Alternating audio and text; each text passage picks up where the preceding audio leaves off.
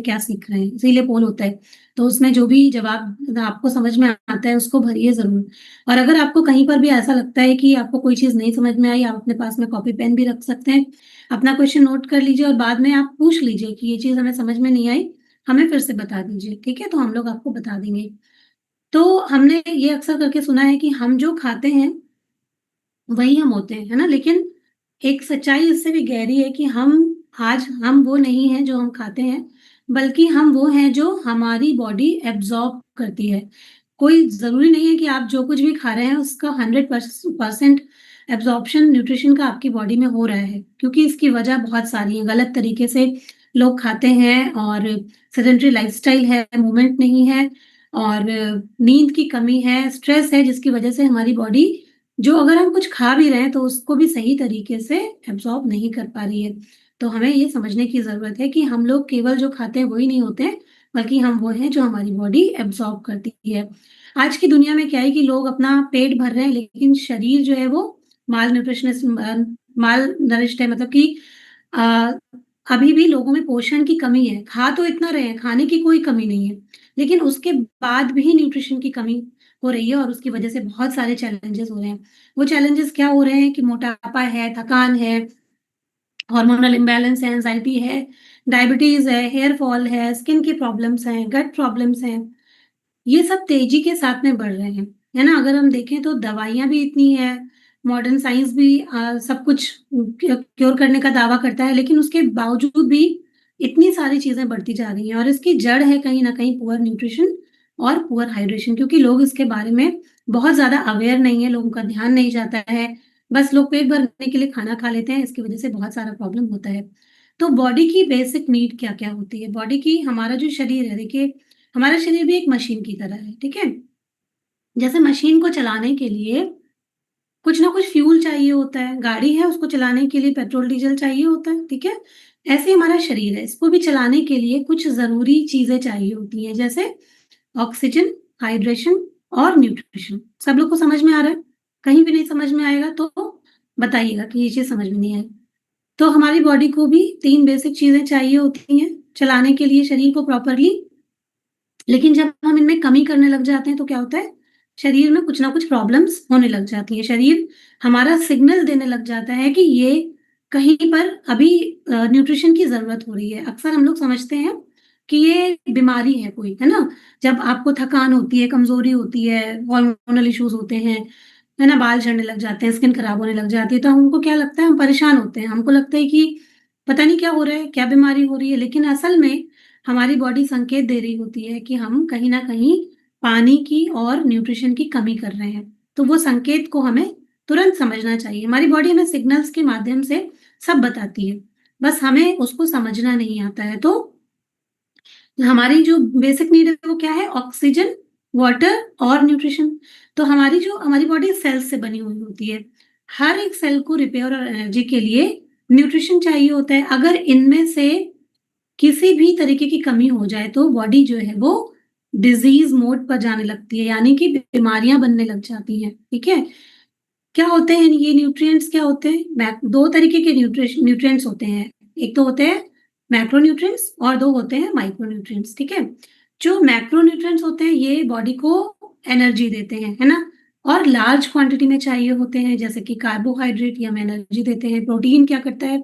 Body को repair करता है, मसल बनाता है। फैट क्या करता है? हॉर्मोन्स और ब्रेन हेल्थ के लिए बहुत ज़्यादा ज़रूरी होता है। इसी तरीके से जो माइक्रो न्यूट्रिएंट्स होते हैं ये हमें कम मात्रा में चाहिए होते हैं।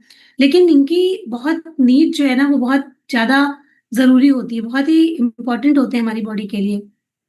तो विटामिन्स, मिनरल्स और फाइटोकेमिकल्स ये हमारी बॉडी के लिए, इम्यूनिटी के लिए, हार्मोन्स के लिए, ब्रेन हेल्थ के लिए, स्किन के लिए, हेयर के लिए, सभी चीज़ों के लिए बहुत ज़्यादा ज़रूरी होते हैं, ठीक है? अगर न्यूट्रिशन की कमी होती है, मान लीजिए मैक्रो और माइक्रो न्यूट्रिशन की कमी होती है, तो उसकी वजह से ज़्यादातर प्रॉब्लम्स क्या आ सकती हैं? हमारी बॉडी क्या-क्या सिग्नल्स देती है? Hair fall, fatigue, brain fog, जैसे कि आपको लगेगा ना यहाँ पर कुछ धुंधला लग रहा है, फोकस नहीं बन रहा है आपका, कॉन्स्टिपेशन, मूड स्विंग्स, इसके अलावा शुगर की क्रेविंग्स बढ़ जाना, वीक इम्यूनिटी, हार्मोनल इम्बैलेंस और वेट गेन, इतने सारे प्रॉब्लम्स और इससे भी कहीं और अधिक प्रॉब्लम्स होना शुरू हो जाते हैं। वेट गेन ये भी होता है, अगर आपको न्यूट्रिशन की कमी हो रही है, अभी समझाऊँगी पूरा कि कैसे वेट गेन हमारे शरीर में फैट कैसे स्टोर होता है, वो भी पूरा जो प्रोसेस होता है, वो भी इसी में समझाऊँगी अभी। तो बहुत बार हम लोग को ऐसा लगता है कि हमें बीमारी है, लेकिन हमारी बॉडी कह रही होती है कि मुझे न्यूट्रिशन चाहिए, ठीक है? तो न्यूट्रिशन की नीड क्या है बॉडी में? हमें पोषण क्यों चाहिए, है ना? हमारी बॉडी सेल्स की बनी हुई होती है और हर एक सेल को सही तरीके से काम करने के लिए, मतलब कि एनर्जी के लिए, बॉडी में जो टूट-फूट होती है उसके रिपेयर के लिए, हमें ये सारी चीज़ें चाहिए होती हैं, मतलब कि मैक्रो और माइक्रो न्यूट्रिशन चाहिए होता है। तो एनर्जी प्रोटेक्शन के लिए हमें न्यूट्रिशन चाहिए होता है, जैसे कि हम चलते हैं, हम सोचते हैं, हम जो भी काम करते हैं, हमारी बॉडी से हम जो कुछ भी काम लेते हैं, उसके लिए हमको एनर्जी चाहिए होती है और ये एनर्जी कहाँ से मिलती है? कार्बोहाइड्रेट से और फैट से, और ये हमें न्यूट्रिशन से ही मिलती है। तो सेकंड जो ज़रूरत होती है, क्या होती है? ग्रोथ और रिपेयर, ठीक है? शरीर की सेल्स जो होती हैं, वो लगातार टूटती और बनती रहती हैं, तो प्रोटीन मदद करता है मसल रिपेयर में, टिश्यू बनाने में, एंजाइम्स और हार्मोन्स को बनाने में। तो उस तरीके से ये हमारी बॉडी के लिए ज़रूरी है। इम्यूनिटी के लिए, मतलब कि आप अभी ये समझ रहे हैं कि ये जो न्यूट्रिएंट्स हैं, इनकी हमारी बॉडी में क्या-क्या नीड है। तो हमारी इम्यूनिटी को अच्छा करता है जब आप सही तरीके से न्यूट्रिशन लेते हैं। जो विटामिन्स और मिनरल्स होते हैं, ये हमारे इम्यून सिस्टम को मज़बूत करते हैं, जैसे विटामिन सी, ज़िंक और विटामिन ए। इसके अलावा हार्मोनल बैलेंस के लिए बहुत ज़्यादा ज़रूरी होते हैं हमारे अंदर ये जो भी न्यूट्रिएंट्स होते हैं, जैसे प्रोटीन, हेल्दी फैट्स और मिनरल्स। इनकी कमी से थायराइड प्रॉब्लम, पीसीओएस या मूड इश्यूज हो सकते हैं आप लोगों को। बॉडी रेगुलेशन, मतलब कि बॉडी में संतुलन के लिए भी, जैसे डाइजेशन के फंक्शन को के लिए, नर्व फंक्शन के लिए, ब्रेन हेल्थ के लिए भी न्यूट्रिशन बहुत ज़्यादा ज़रूरी होता है। तो जैसा हमने जाना कि न्यूट्रिशन के जो मुख्य प्रकार होते हैं, मैक्रोन्यूट्रिएंट्स या माइक्रोन्यूट्रिएंट्स, इसमें कार्बोहाइड्रेट का जो काम होता है, मेन काम होता है, ये बॉडी को एनर्जी देना होता है।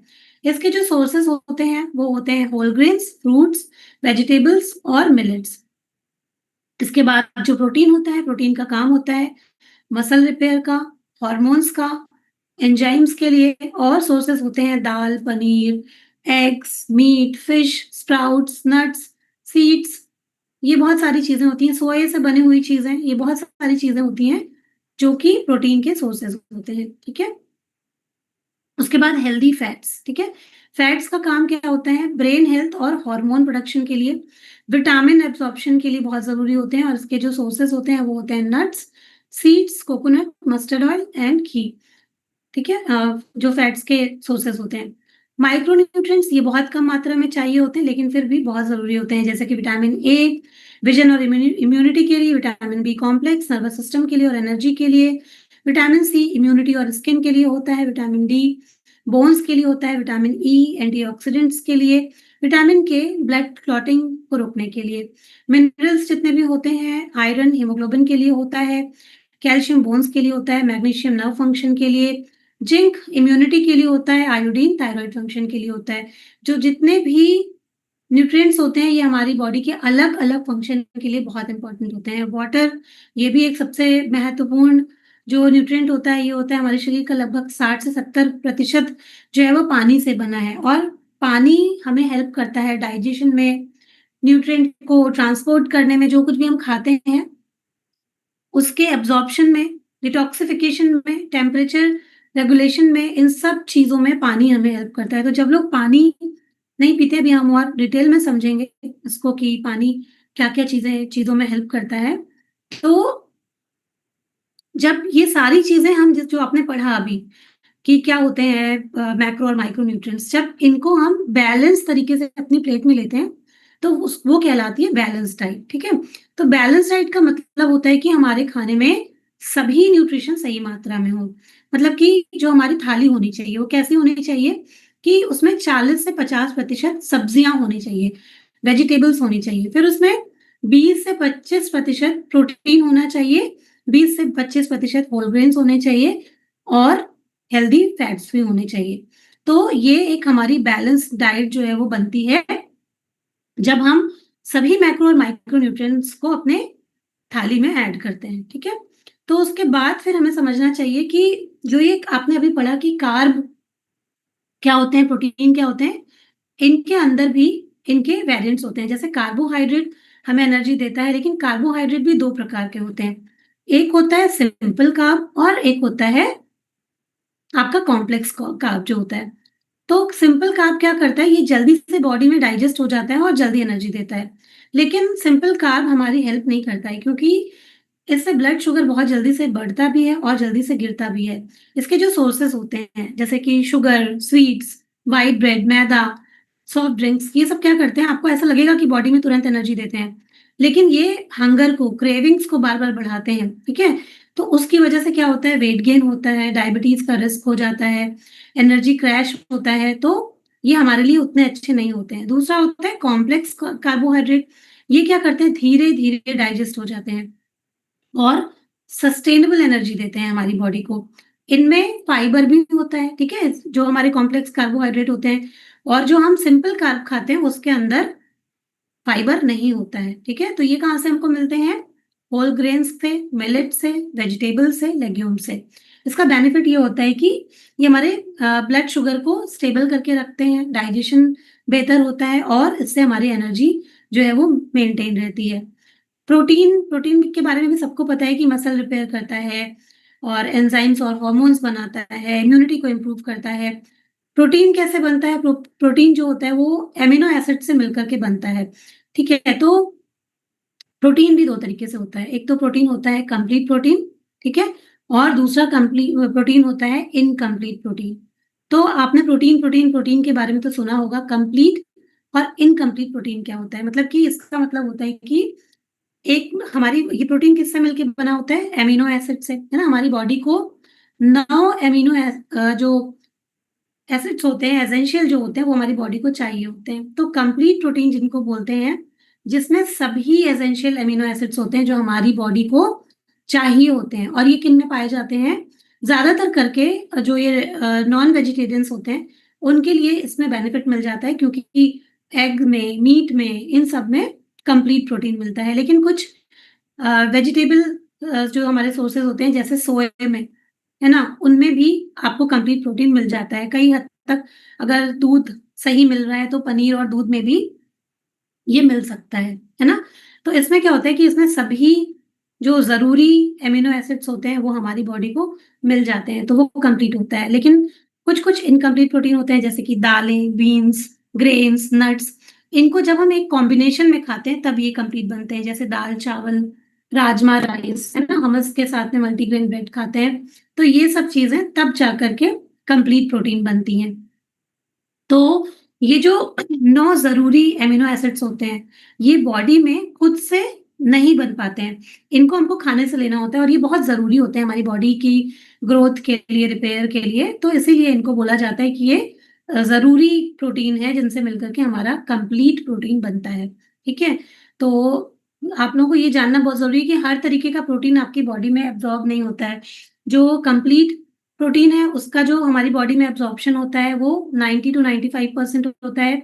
बाकी का जो प्रोटीन होता है, वो हम खाते तो हैं, लेकिन वो हमारी बॉडी में 70 से 75 प्रतिशत तक ही एब्ज़ॉर्ब होता है। तो उनका एब्ज़ॉर्प्शन अलग-अलग तरीके से होता है, नॉन वेजिटेरियंस के लिए और वेजिटेरियंस के लिए, दोनों अलग-अलग तरीके से होता है, ठीक है?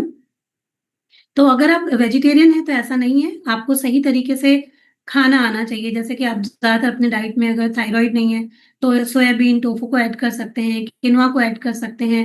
कूटू का जो आटा होता है ना? या राजगीरा का जो आटा होता है, जो हम लोग केवल व्रत में खाते हैं, ये भी कंप्लीट प्रोटीन माना जाता है, ठीक है? तो ऐसा नहीं है कि हम प्रोटीन की कमी को पूरा नहीं कर सकते हैं।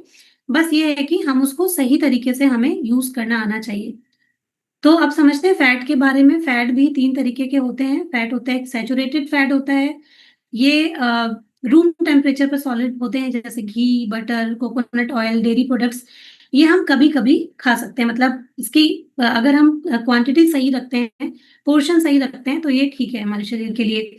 दूसरा होता है अनसैचुरेटेड फैट। इसमें भी 2 प्रकार होते हैं, मोनोसैचुरेटेड और पॉलीसैचुरेटेड फैट। मतलब कि जो इसके सोर्सेज़ होते हैं, मोनोसैचुरेटेड फैट के, वो होते हैं olive oil, peanuts and almonds, मतलब बादाम। और जो पॉलीसैचुरेटेड फैट होता है, वो क्या होता है?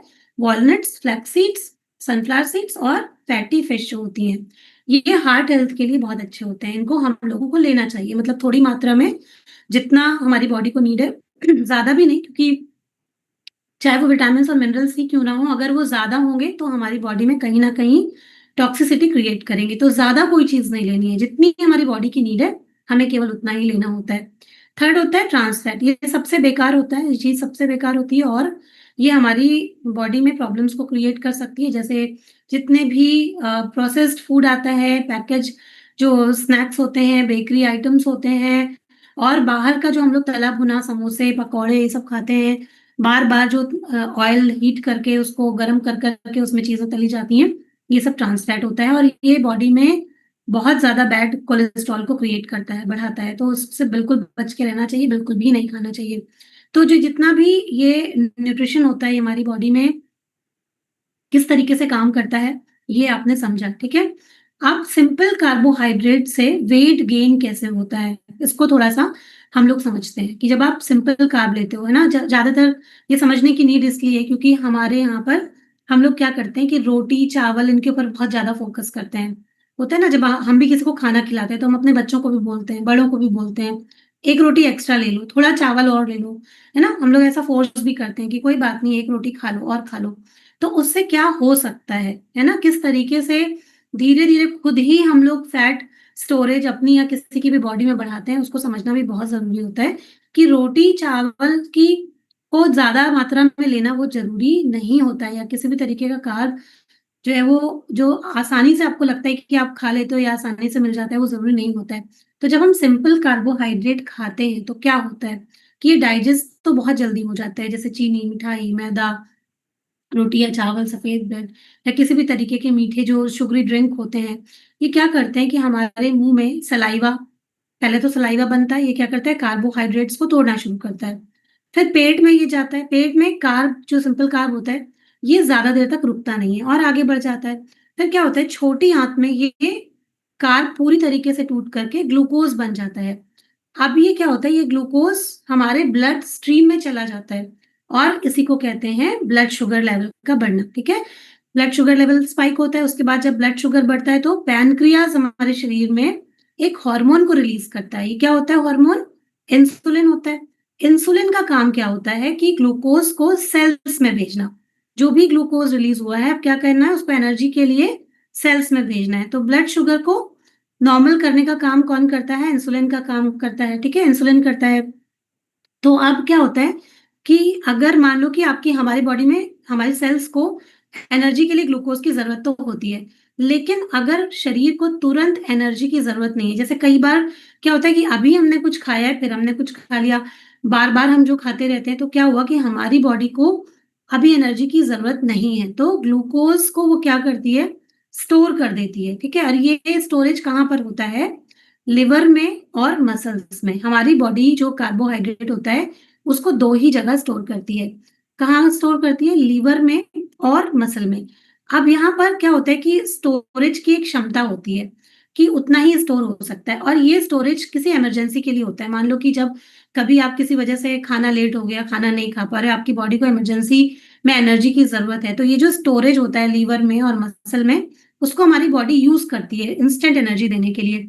लेकिन उसकी एक लिमिट होती है, जब आपने क्या करेंगे, जब हम क्या करते हैं कि हम बार-बार खाते हैं और अभी बॉडी को एनर्जी की ज़रूरत तो है नहीं, तो अब वो स्टोरेज आपका भर गया, है ना? वो स्टोरेज कैसे होता है? ग्लाइकोजन के रूप में स्टोर होता है, तो जब वो स्टोरेज भर गया, तो अब ये क्या होगा, ये चीज़ जो है वो कहाँ जाएगी? आपकी बॉडी में तो स्टोरेज की लिमिट है।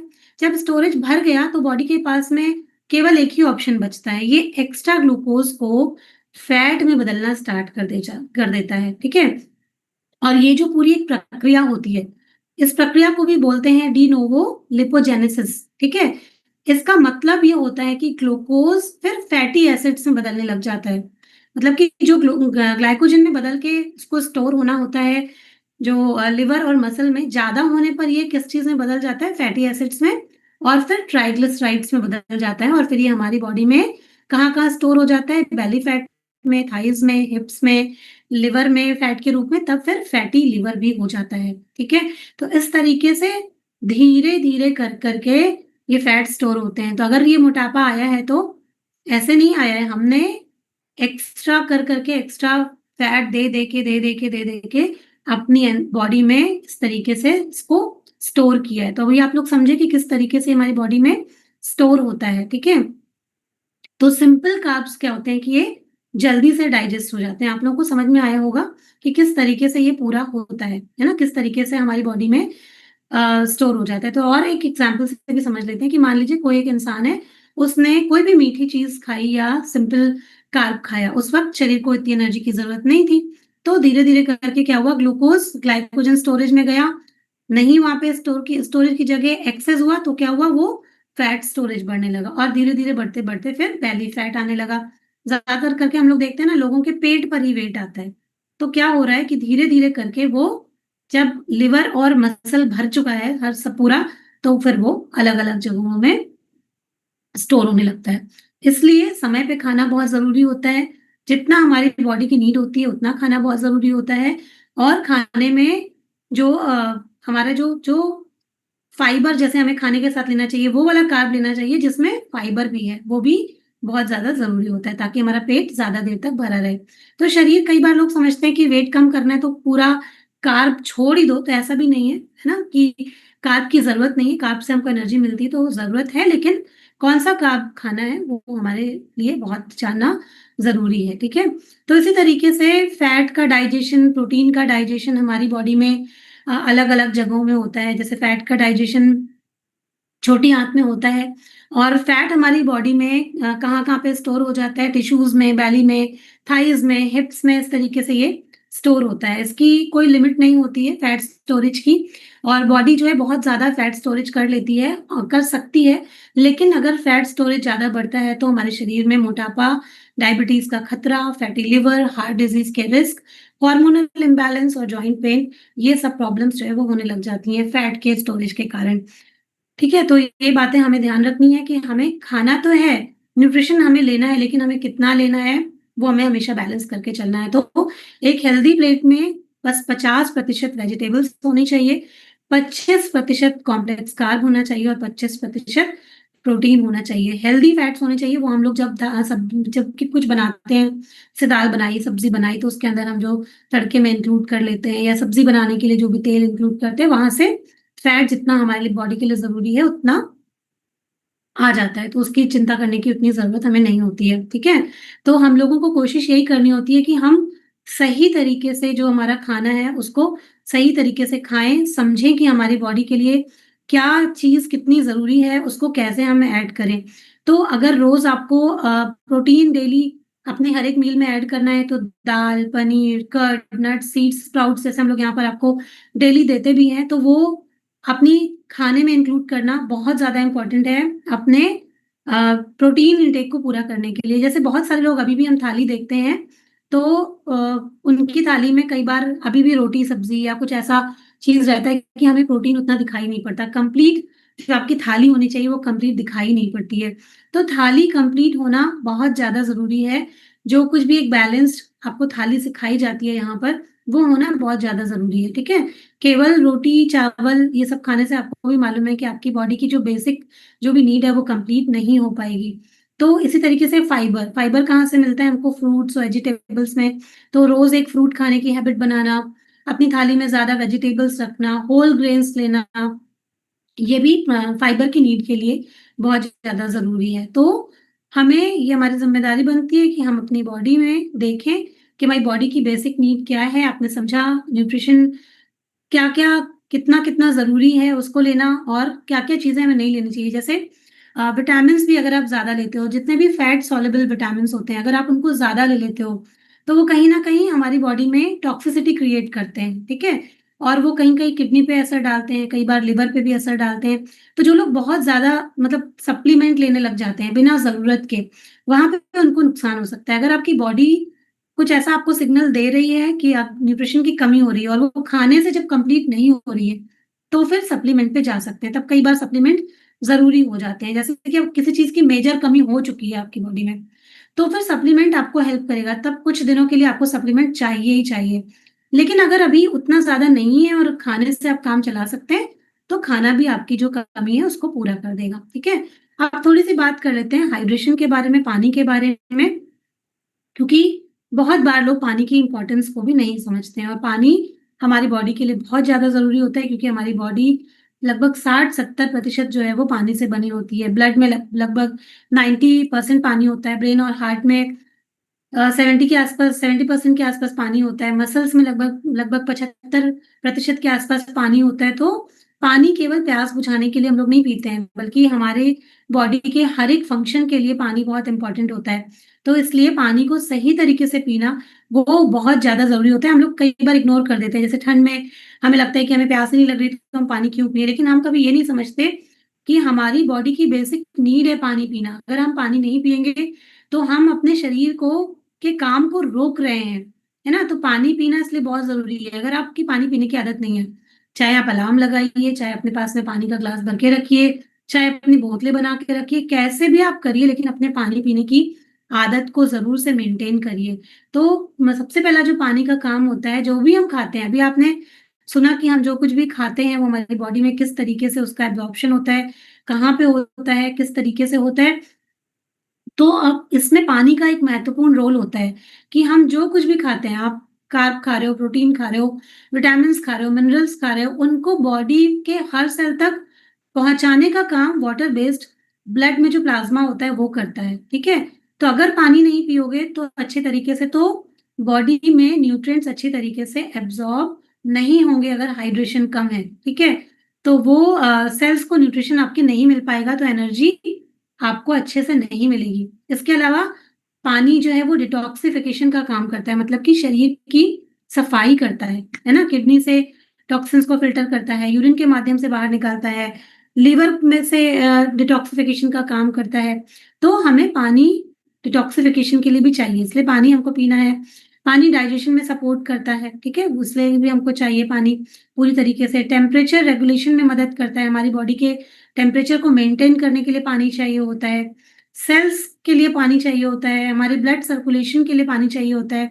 ब्लड का जो लिक्विड पोर्शन जो प्लाज़्मा होता है वो लगभग 90% पानी है, इसलिए पानी बहुत इम्पोर्टेंट है ब्लड सर्कुलेशन के लिए, ऑक्सीजन ट्रांसपोर्टेशन के लिए, न्यूट्रिशन डिस्ट्रीब्यूशन के लिए, हर एक चीज़ के लिए पानी बहुत ज़रूरी है।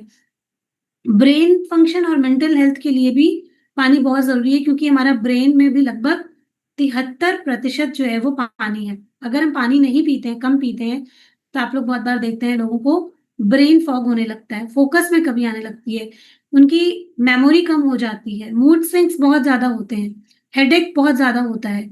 लोगों को अक्सर माइग्रेन की प्रॉब्लम हो जाती है, वो भी डिहाइड्रेशन की वजह से होती है।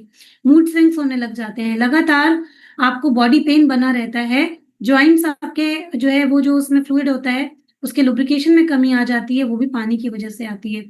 ठीक है? तो अ, पा पूरे बॉडी के फंक्शन के लिए जैसे कि आपकी स्किन हेल्थ, आपका जो हेयर हेल्थ होता है, सब चीज़ों के लिए पानी का एक बहुत बड़ा रोल होता है। इसके अलावा मेटाबॉलिज़्म सपोर्ट के लिए भी वाटर बहुत इम्पोर्टेंट रोल प्ले करता है।